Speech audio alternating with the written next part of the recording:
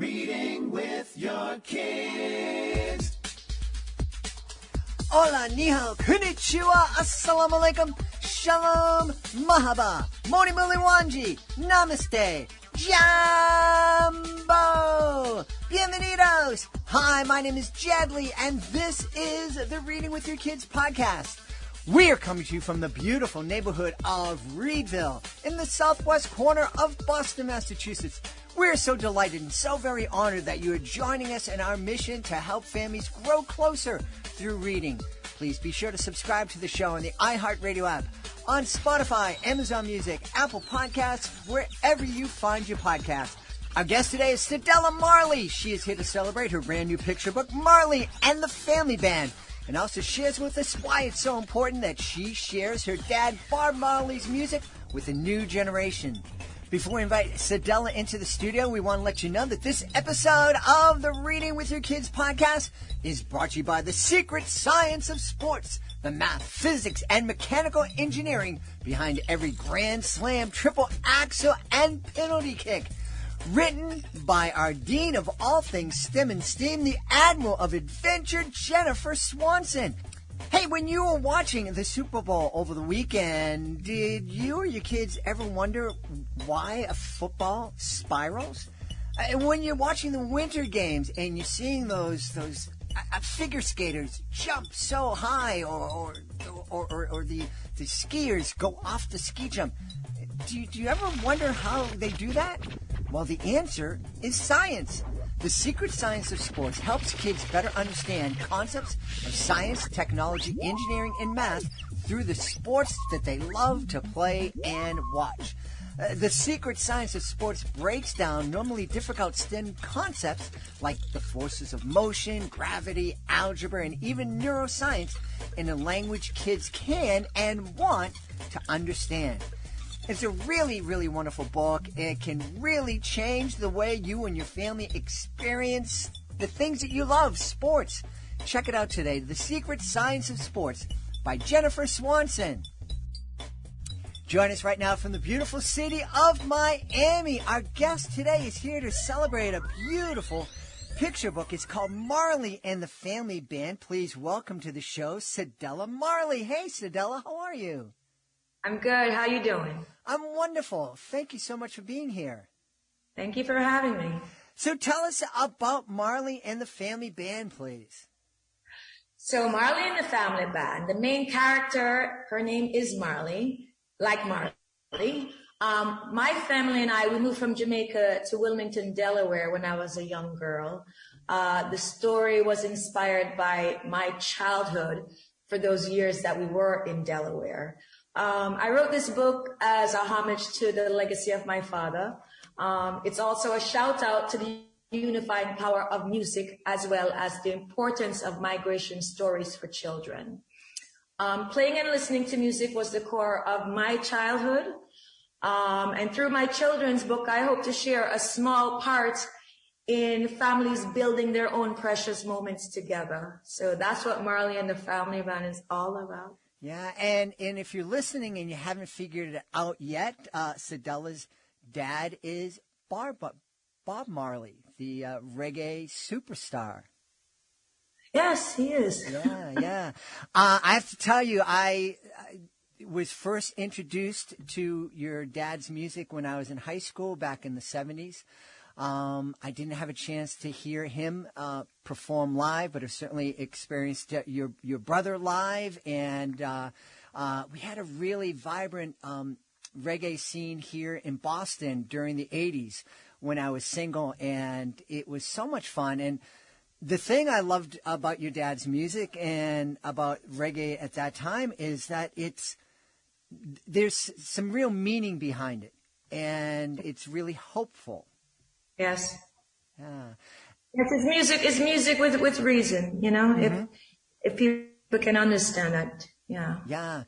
So what was that like? First, what was it like coming from Jamaica to the United States? It was pretty cool. I think, coming from Jamaica, I was kind of shell shocked, that there was a winter because we don't have those winters in Jamaica. So to be able to play in the snow was something new to me. And then we just thought the snow was like a snow cone, so we would eat it, and my grandmother would get very upset at us for eating the snow that was on the ground. But it was also bittersweet, because I faced a lot of, I would want to say, I didn't have such a good time, going to school there, being Jamaican. I didn't have an American accent. And sometimes it was hard for the children to understand what I was saying, although I could understand clearly what they were saying.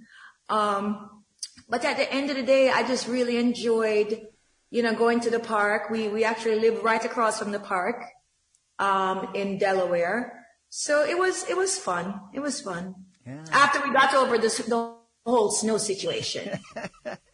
Well, I can kind of relate to that. I grew up in Boston, but I have a cousin who grew up in Puerto Rico, and she came over to visit us when she was 10 or 11 years old, and she was so excited to go out and play in the snow, and she loved it until she rolled around in it for about 20 minutes and then discovered that it was wet, and then she was all wet and cold. Yeah.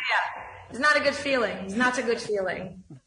Talk, please, a little bit about that, the kind of loneliness that you must have experienced, being here and lots of kids not being able to understand you and you being different and standing out. Well, I mean, I wasn't lonely because I actually had my brothers and my sister with me. And I think it even brought us closer because, we had moved to a new country.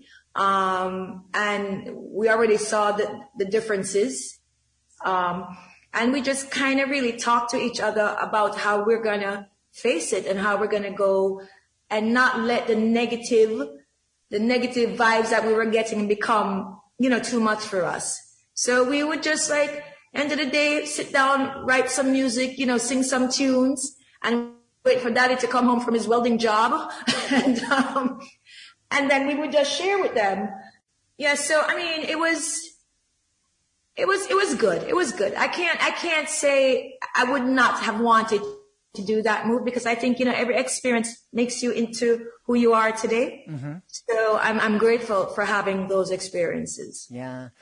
That's a really, I think, a healthy attitude to kind of look back and say, well, yep, there definitely hit some bumps in the road. And maybe if I was back there, I might make different choices with the knowledge I have today. But I'm kind of glad I went through it because I kind of dig where I'm at right now. Exactly. Yeah. The idea of being able to go home with your siblings and say, oh, we're not going to let all these negative vibes get us down. Where did you get the strength or the knowledge or the wisdom to kind of take that attitude? Because lots of other kids aren't able to take that attitude. How can we share with our kids that kind of you don't have to let these negative vibes get you down? Yeah, well, our parents always reassured us that, we were going to be okay. So it wasn't like we thought it was never going to be okay. We just always were reassured, by our parents that we were going to be okay. And, what was really cool though, because the Jamaican curriculum is way more advanced than the American curriculum. So when I went to that school, and I think I was probably 8, I was in an advanced class. So I think the others were 9 and 10. So I was the 8-year-old in the class with the 9 and the 10-year-olds. And I felt really good about that. I felt good coming from Jamaica that our teachers taught us, a lot more than the American teachers were teaching. And, that always kind of stuck with me because it's true even up to now. The Jamaican curriculum is way more advanced than the American curriculum is. So maybe that's something we need to look into. You know what I mean? I absolutely think that's something that we should look into. And I think it's something that's not only should we look into it so we can improve the curriculum that the kids are experiencing here in the States, but also I think a lot of times we, because America is so influential in the world, we kind of think, oh, we're above everybody else. And it's important for us to understand that, no, not necessarily in everything. Yeah, not in everything. Yeah. Not in everything. But you know what? We love what we're advanced in, and we love what you're advanced in. And I think if we can just mesh it all together, we can make the world a really beautiful place. Yeah. I'm curious, what was it like growing up with Bob Marley, this man who's putting out so much beautiful music into the world? It was pretty normal. You know, Daddy wasn't the Bob Marley that, you know, he is now. He was working at Chrysler back then. And my mom was a nurse, and she used to clean houses. So it was just, you know, you would go to school, they would come home at 5 o'clock, and we would have dinner. Then, you know, before bed, we might have some tea and crackers, and we'll go to bed. And the next morning we got up and we did the same thing over and over again. It was pretty normal. Yeah, Daddy was not the icon that he is today back then. So, I mean, big up to Chrysler for giving him a job. You've written a number of children's books. It must be something that you find great joy in. I do. And initially when I started, it was really about introducing a younger generation to my father's work, you know, and just watching how many things our children have to cope with. It's almost like they have to be young adults, you know, when they're 4 and 5, because you have all the social media. Every kid has a phone. Every kid has an iPad, you know, tablet, whatever. And so they're being exposed to a lot more than what I was when I was growing up, you know. So technology has taken a different toll on our children, I feel. And so we have to surround them with positivity. And that is why I write my children's books using my father's lyrics, because to me, music, if we could teach any subject just by using music, I think everybody would be getting straight A's, because our kids can hear a song today and they can sing it lyric for lyric in 2 days, done. So imagine if we're putting our lessons to music. Our kids would be, listen, in Jamaica, that's how they used to do it, you know, A, B, C, D, E. I mean, it's the same thing. I think Sesame Street does a really good job of that. Yep. And I think sometimes if we could think of using more music when we're teaching our kids from biology, math, you know, English, history, literature, whatever the subject is, we might really see our little geniuses blossom even quicker. Yeah, you know, that's interesting, because music does tap into a different part of our brain. And it's amazing that, you know, I can hear a song that I haven't heard in decades, but the minute it starts playing, I know the lyrics. Exactly. You know, and I know when my mom, at the end of her life, when she was suffering from dementia and didn't remember anybody in the family, she knew the lyrics to music, and it was always right there. So I think you're right that there's something there that, you know, singing with our kids and singing the lessons, it kind of becomes more ingrained in the kids' minds. Yes, and we should be doing more of that, you know, because this is the world that they live in. TikTok, IG, you know. So I think, like, if we can get to that side of their brain while giving them the knowledge through music, then I think we could achieve great things. Yeah. You brought something up that I first noticed right before I became a parent. My beautiful wife and I were running a camp, and I had a group of kids in the van, and we were driving to the pool, and a song came on, and one of the kids turned on the radio in the van, and the song came on, and all of the kids were singing it. The 3, 4, 5-year-olds were singing. And I, for the first time, was hearing the lyrics, and I was pretty horrified, because 3, 4, 5-year-olds shouldn't be singing this stuff. There's a lot of music out there today, and it's really, really powerful. And they don't have the positive message that Bob Marley's music had. Does that concern you? It does, and that's why I write these books, because it's just tragic for me, even as a parent, when you kind of see young kids too young to be going through depression and anxiety and antisocial behavior. And then, of course, we put a label on everything. Okay, they're ADD, they're OCD, they're this, they're that. And I think sometimes we're actually missing some of the core values that growing up in the 60s and 70s that we kind of had. We had our rebellious streak, but it was rebellion with a purpose. It wasn't just to rebel to be cool. It was that we had a purpose and we were standing for something. I've seen a dynamic shift now in what's happening in the world. You have Black Lives Matter. You have all of these different things that are popping up now, which are great. Sometimes I think we just have to get back to our own core values. And, if we start from there, we're just teaching our kids how to accept other people, no matter race, gender, whatever. People are people. My auntie always used to say to me, if I cut you, if I bleed red and you bleed red, that means that we're good. We're the same. If I bleed a different color, then I'm something else. And I would say you're an alien. And so those are the lessons that even my auntie would teach me, being 6 and 7. It was just how to accept people for who they are. And you do sometimes take them at face value. If a kid sees another kid and they're nice to them, then we just believe, oh, they're nice. Right. If somebody's nasty, then they're not nice. Right. It's simple. Sometimes it's simple.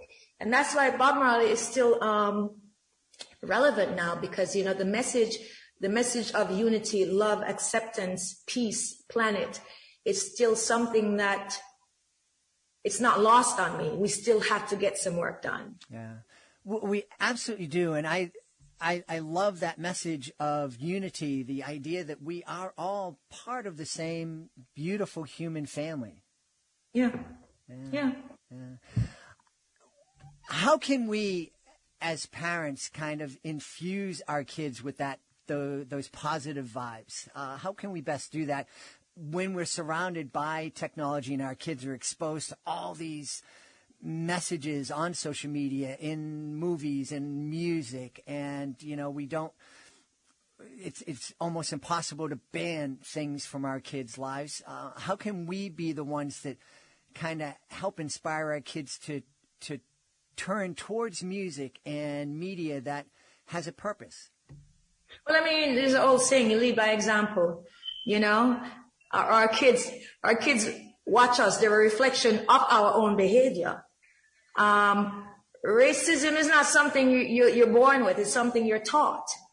So while we can see so much good happening and we see the bad things happening, no kid is just born bad. Circumstances, situations, environment, so I always say we start from the home. If your home is not good, don't expect good things to happen when they get outside that door. We have to be the example for our children, and then they can become the examples for others. And I think that's just the cycle that we have to start to kind of live by now. Yeah. I think that's so important. How does it feel? You're carrying on your dad's legacy. Do you ever stop and think that there are families all across the country, all across the world, snuggling up on the couch, reading your books and experiencing your daddy's words in this new, colorful way? I feel good about it. I feel like, that's the cycle that I want to create. That is the world that I want to help to build, is that type of a world where no child is too big, where I can say, come here to my 27-year-old and let's sit down and let's just, either we're going to watch something or we're going to listen to something, but I make those times, we have to have our family time.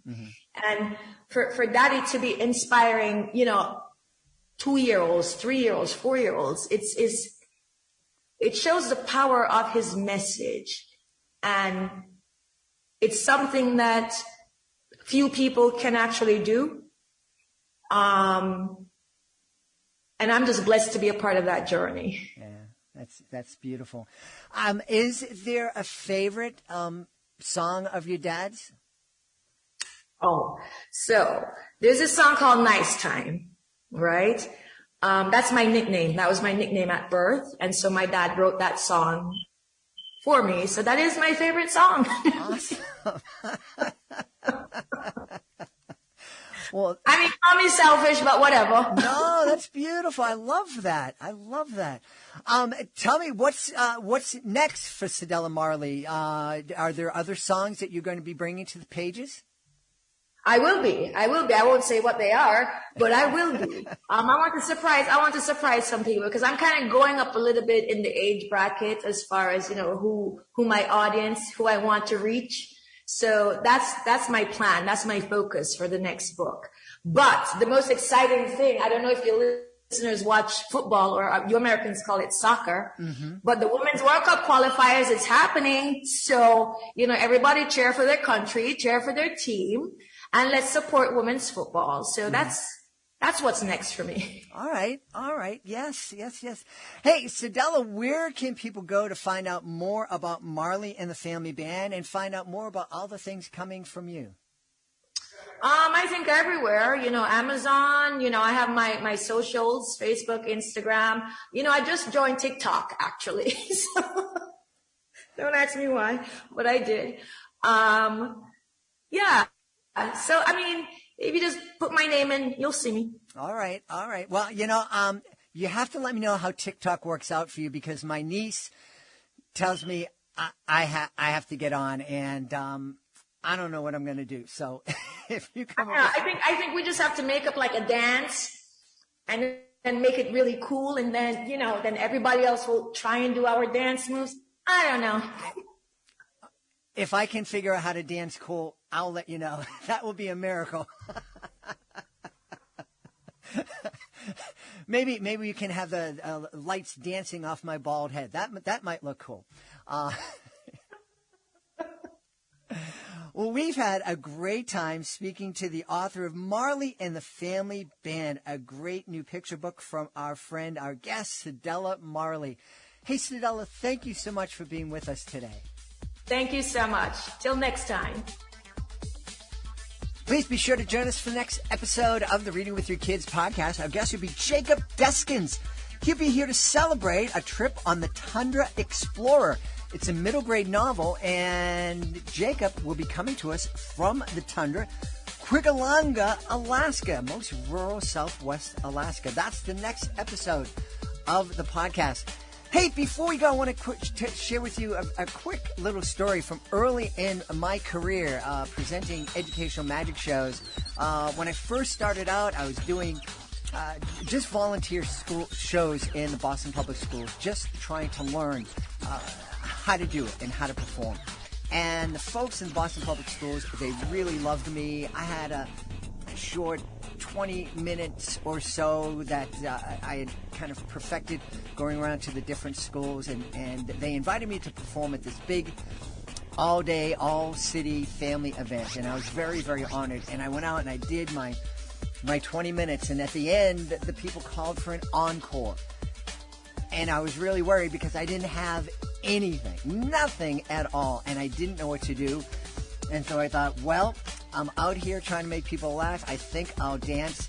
That should do it. And I went over to my player, and the song that was queued up was Tomorrow People by Ziggy Marley and the Melody Makers, and Cedella was one of the Melody Makers. And I just started dancing.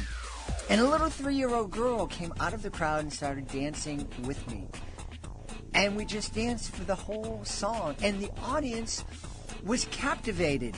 And I learned at that moment that they weren't captivated at me because I wasn't doing anything funny. I was just dancing with this little 3-year-old girl. The audience was captivated by her smile. And that was when I realized that instead of going up on stage and telling, kind of being up there saying, look at me, look at me, look at me, that I'd be most successful if I went up on stage and brought people up on stage and said, look at them, look at them, look at them. And so I learned that lesson, and for 30 years, that's what I've been doing, and it's been a joy. So I want to thank Cedella for helping me learn that lesson. And wherever she is, I want to thank that little girl who came out on stage with me that day. And I want to thank our guest. I want to thank our guest, Cedella Marley. Please be sure to check out Marley and the Family Band. I also want to thank my team, Alejandro Doherty, Fatima Khan, Rory Grady, Skylar Strauss. Of course, I want to thank my beautiful wife for all the support she gives me. Most of all, we all want to thank you. Thank you so much for taking the time to join us today. And as always, thank you so very much for taking the time to make the world a better place by reading with your kids. I'll be looking for you in the next edition of the Reading with Your Kids podcast.